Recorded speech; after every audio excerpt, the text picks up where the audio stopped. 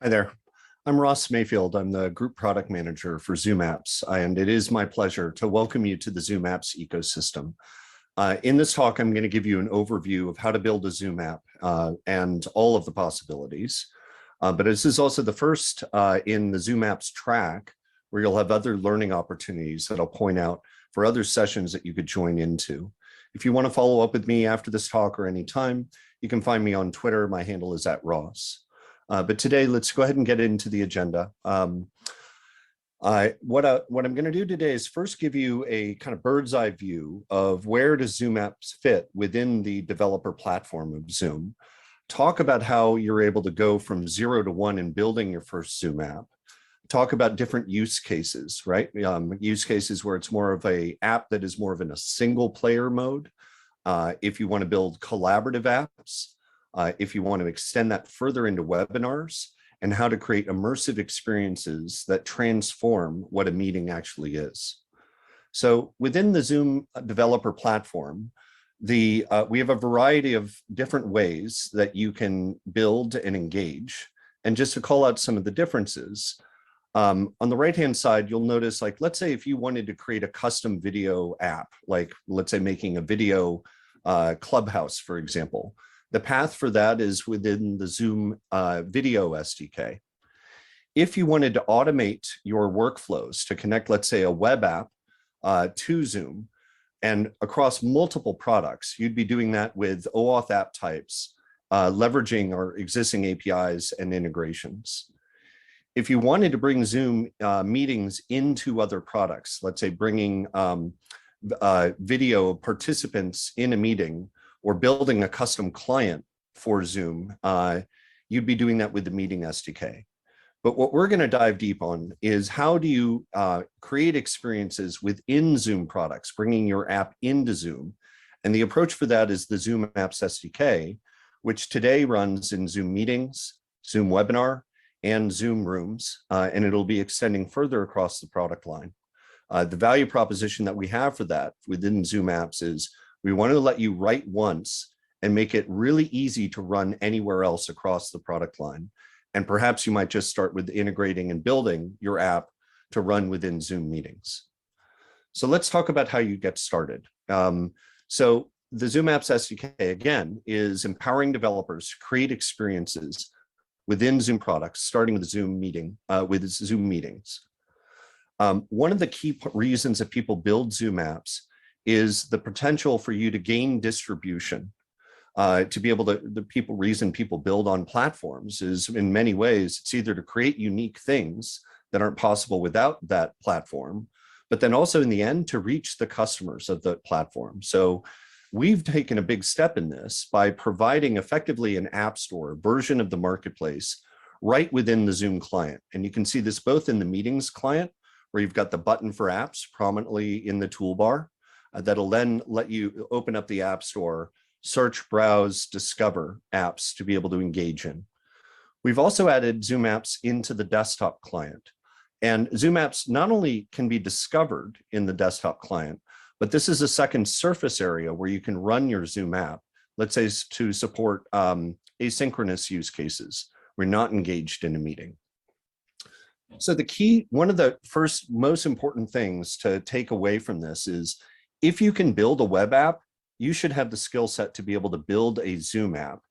And if you have an existing web app, it's very easy to extend it and run it as a Zoom app. To be able to do so, Zoom apps, again, are they're web applications that are running within an embedded browser within the Zoom client. And in order for it to run, you really just at minimum need to do two things. You need to use OAuth to be able to connect the accounts of Zoom and your app. Second, Zoom apps work through the Zoom Apps SDK. Now, this is a JavaScript SDK, and at minimum, you need to call a single method that's called getMeetingContext. This essentially tells you two things. Hey, my app is being opened by a user in this meeting. And then it'll give you an identifier for the meeting and an identifier for the user. And you can use those identifiers to be able to call other REST APIs and webhooks from the overall Zoom platform, across the Zoom platform, if you need to enrich the app with additional features additional data, right? But the basic thing is that if I would anticipate very soon, most of the web applications that people have, if you have a SaaS application, the bar is very low in terms of effort to be able to extend it so it can run within Zoom. Now, the way to get started in this is to take a look at the reference apps that we have, and we'll provide links to this in the show notes. Reference apps will already give you a very fast start if you wanted to build a Zoom app from scratch, and you may want to use those as references if you're adapting an existing web application. So that's all about how you get from 0 to 1. And basically, there's two things I see people doing. I have an existing web app. I want to adapt it relatively easy to run in Zoom, or I'm building a brand new app from scratch, right? So let's talk a little bit more about how to do that best. So one of the things that I highly recommend if you are adapting an existing app or building a new one is to support in-client auth. In-client auth enables a user to OAuth within the Zoom client without popping out a window to the system browser where it would take a step to authorize with the web-based marketplace. Now, this is really important because many users are not logged into the web-based marketplace. They might be logged in. That some users have 2 accounts, for example, with Zoom, their work account and their Gmail account. You want to make sure that the user is authenticating and signing up under the same account that they are logged into the Zoom client. It also removes an additional step.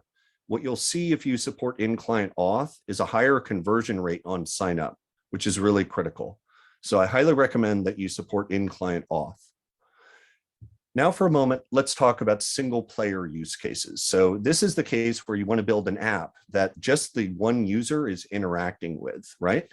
You definitely want to help focus if this is your use case.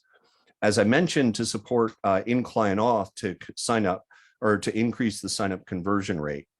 The other thing is the more permission scopes for additional APIs that you ask for, the higher the bar for a user to look at that and consider what might be the privacy and data sharing implications of that. The more permission scopes in almost any kind of platform that you ask for, that can affect your conversion rate. So you do want to take a hard look at, do I really need to have access to this data through this permission scope?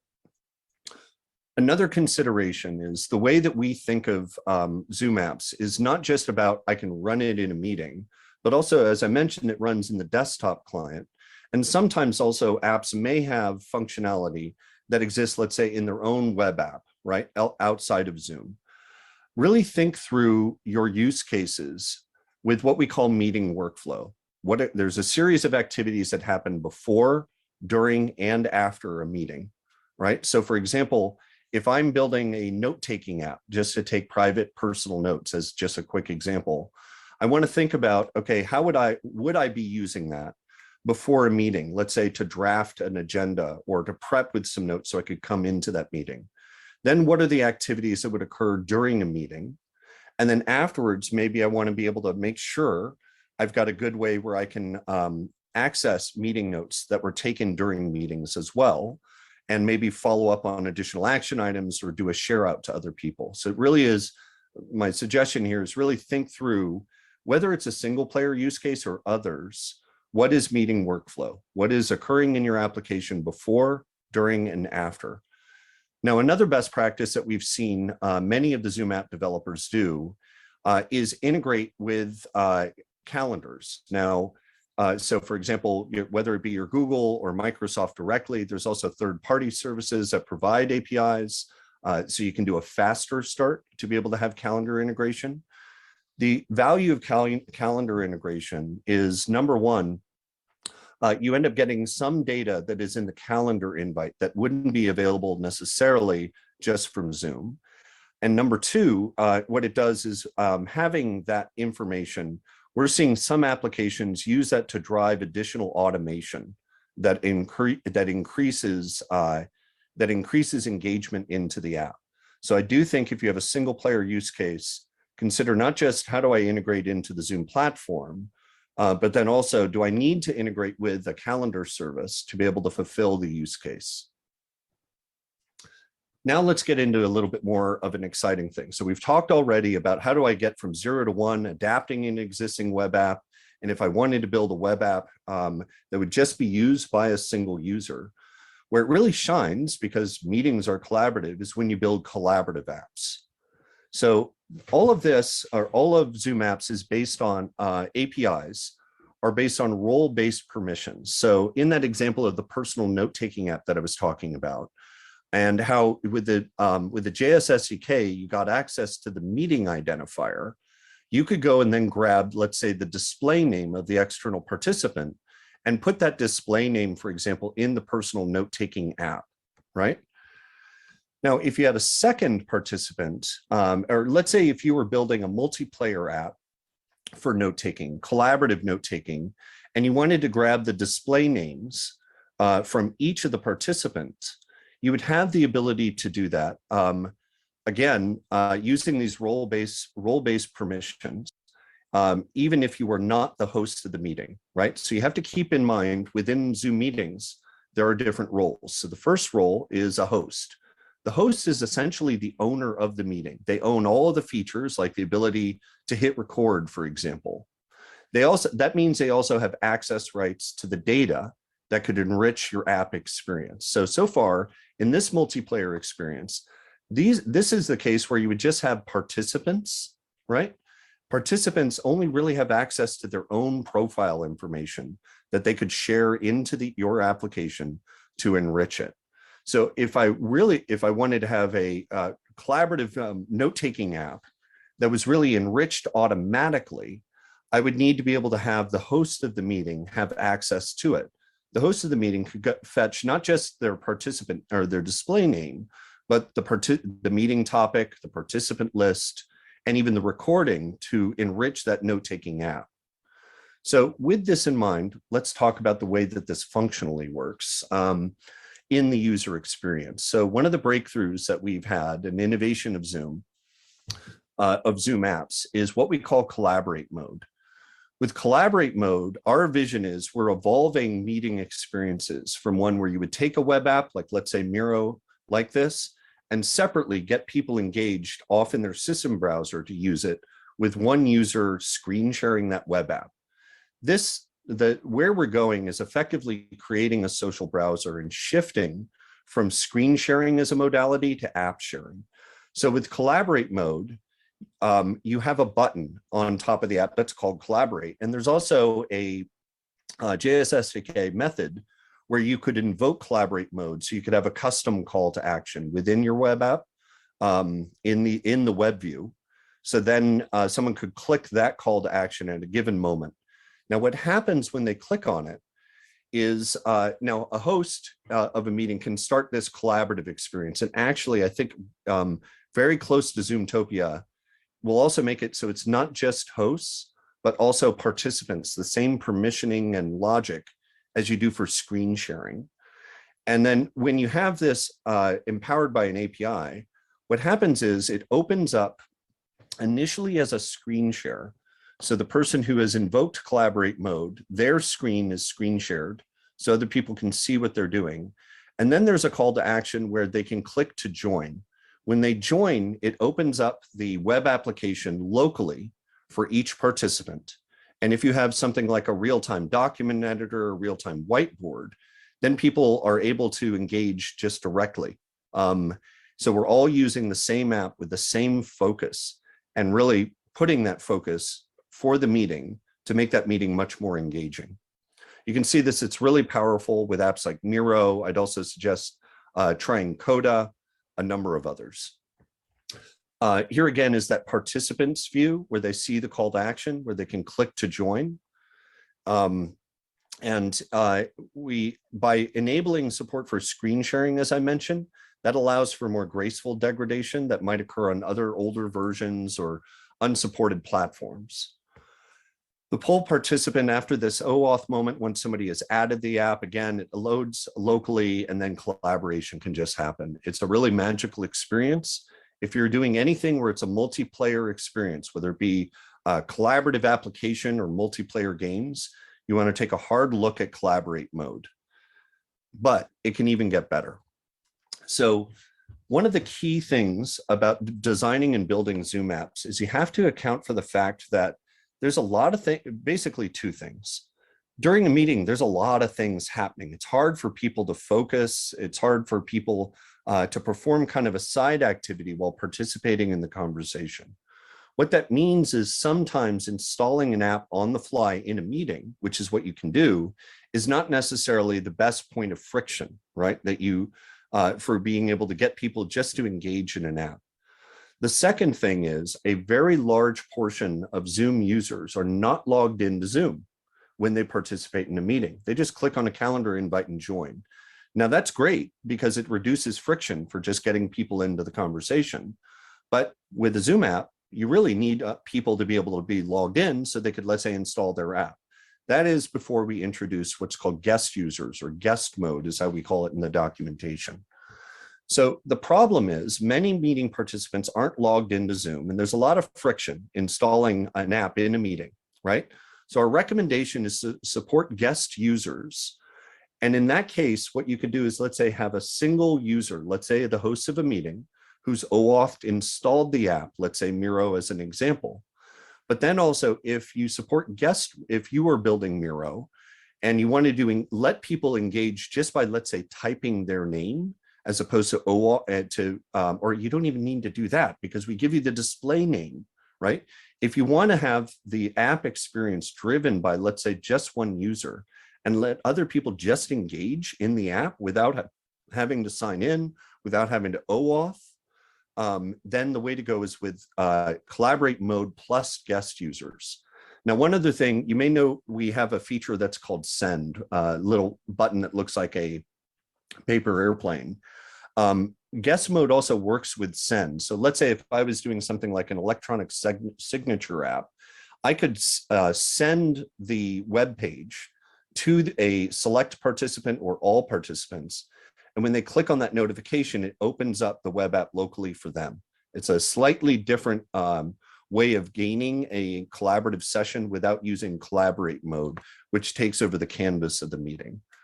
So that's great. Let's say if I wanted to just send the app, and you can use the send API, not just the button in the UI, to be able to invoke the send. It's great for use cases like I want to take a quick poll, for example, and not have, again, with guest users, somebody have to OAuth and install an app to be able to take a poll. So the interesting thing about guest mode is you actually can gain access to a decent amount of functionality and data without having to OAuth, right? So a guest user, you can't get data through the REST APIs or webhooks, right? It's temporary. It's just for the current meeting. There's a limited subset of the Zoom Apps JS SDK APIs available, and I'm going to show you those in a minute. And there's limited kind of functional access, and it's only for public listed apps, not privately listed apps that maybe you might be building through the publishable URL method. As let's say if you were building an app internally just for your own employees, users within your own account, right? So there's some cases where guest mode is not the direction you want to go. But what I'd strongly suggest it for the reasons I'd said before. If you think about also, remember how I was talking about role-based APIs again. So the meeting owner is the person who schedules the meeting, right? That person truly owns all of the access to the data and APIs, right? Someone who's OAuth gets a little bit less. Someone who's logged in gets a little bit less, and guests get a little bit less. And to show you kind of the technical detail here, I'd suggest take a screenshot of this slide.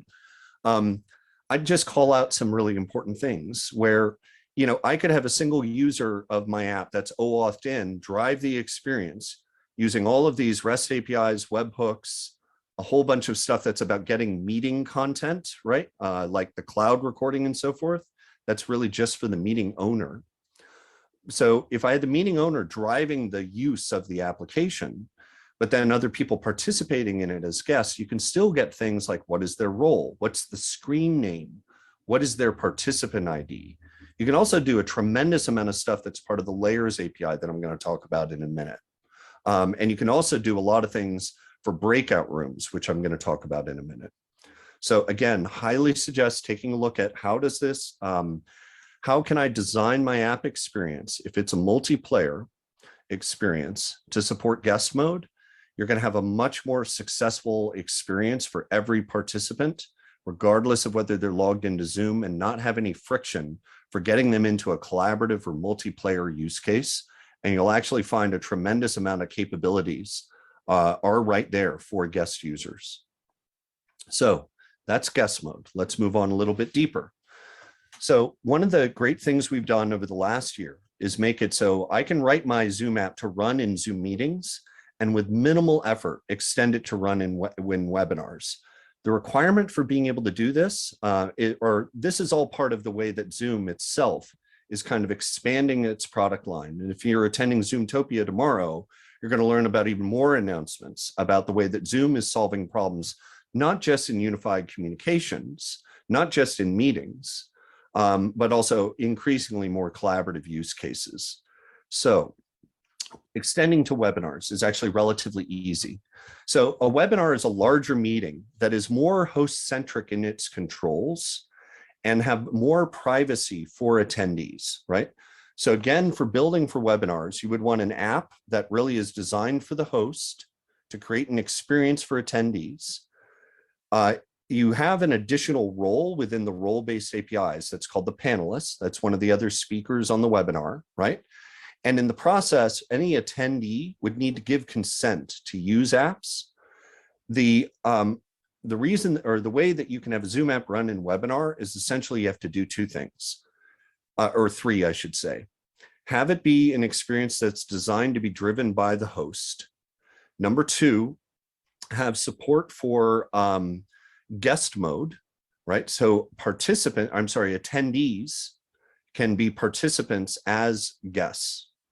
And number three, just check the box to have it run in webinars in your build flow. That's it. And all of a sudden you've got a Zoom app that's running for webinars. Now, again, webinar is kind of a host-driven experience. We limit what apps are discoverable just to webinar apps within the App Store that's contained within the client. And the host can send invitations to attendees. The host can also close the app for attendees. So again, it's very host-centric in its control. And for the attendee experience, they get a notification where they can click the button, choosing to opt in and join in. So far we've talked about how do I build a web app from 0 to 1? How do I extend this further?